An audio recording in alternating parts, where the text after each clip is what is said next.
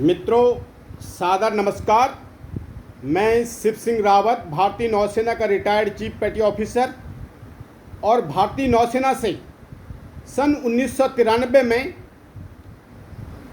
नौसेना के leadership training centre INS अगरानी से बेस्ट ऑलराउंड लीडर का अवार्ड प्राप्त करता आज उत्तराखंड के सभी सैनिक अधिकारी गणों से और सभी सैनिक भाइयों से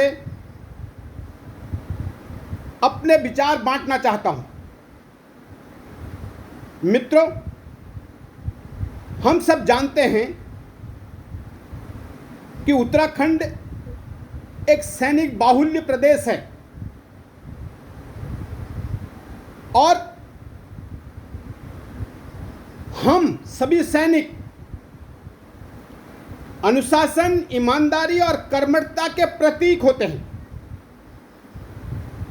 परंतु इतने सर्वगुण संपन्न होने के बावजूद भी, सैन्य बाहुल क्षेत्र होने के बावजूद भी, हम अपनी जन्मभूमि वाले प्रदेश उत्तराखंड को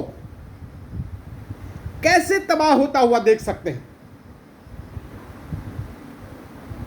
आज उत्तराखंड की समस्याएं ज्यों की त्यों हैं। राजधानी का मसला ध्रुव तारे की तरह लटका हुआ है। भू कानून चकबंदी का मसला भी लटका हुआ है। अंग्रेजों के बनाए हुए रेलवे स्टेशन आगे नहीं बढ़ सकते क्या? बढ़ सकते हैं। ये भला हो अंग्रेजों का जो हमारे लिए अंग्रेज रेलवे लाइन बना के गए।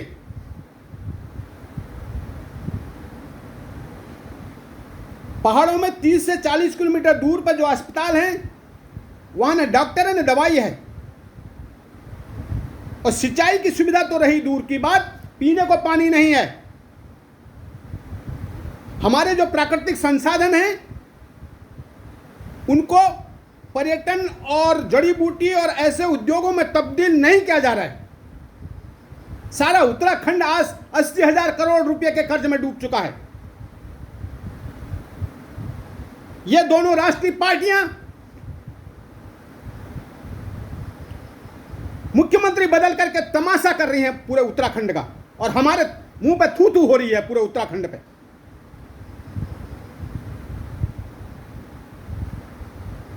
चाहे वो देवस्थानम बोर्ड हो, चाहे स्वरोजगार का हो, चाहे बाघ और जानवरों द्वारा हमारे उत्तराखंड मूलवासियों पर हमला हो, सब समस्याएं ज्यों की त्यों हैं। इस राज्य के गठन से पूर्व जैसी समस्याएं थी, उससे भी विकराल रूप हो चुकी हैं सभी समस्याएं। आज भी गर्भवती महिलाएं अस्पताल पहुंचने से पहले ही दम तोड़ दे रही हैं। इसलिए मेरा सभी सैनिक भाइयों से अनुरोध है कि अपने आसपास क्षेत्र में, जहां भी आप, जिस भी विधानसभा में आप निवासी हो, कृपया राजनीति में पार्टिसिपेट करें और उत्तराखंड की राजनीति को सुधारें। यह आपका नैतिक कर्तव्य है। जब तक हम यूनिफॉर्म में सेवा कर रहे थे, भारतीय सेनाओं का एक एक्टिव हिस्सा थे,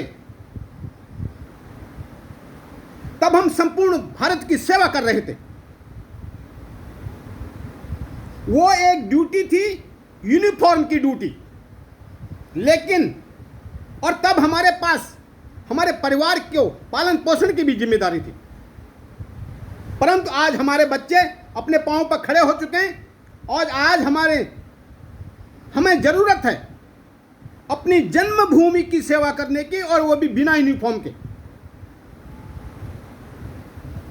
हिंदी फिल्म का एक डायलॉग है, a soldier is never of duty, he is always on duty till his last breath. We being as a hard worker, an honest, a devoted, a self-disciplined, how can we see the total disturbance of our state? We need to come forward We cannot run away from our responsibilities. We will have to participate in politics. I have participated twice.